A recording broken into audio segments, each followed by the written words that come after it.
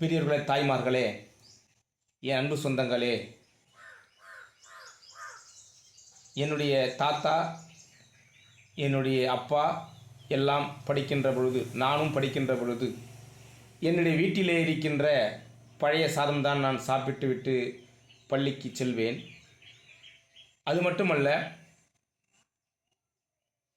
சந்தையில் வாங்கி கொடுத்தால்தான் எங்களுக்கு துணிகள் கொடுப்பார்கள். ஆனால் இன்று என் முத்துவேல் கருணாநிதி ஸ்டாலின் ஐயா அவர்கள் உலக சரித்திரத்தில் இடம்பெறக்கூடிய திட்டங்களை போட்டு காலை உணவு திட்டம், என் குழந்தைகள், என் தம்பி குழந்தைகள் எல்லாம் காலையில் ஒரு நாளைக்கு விதவிதமான உணவுகளை அறுசுவை உணவோடு உண்ணுகிறார்கள்.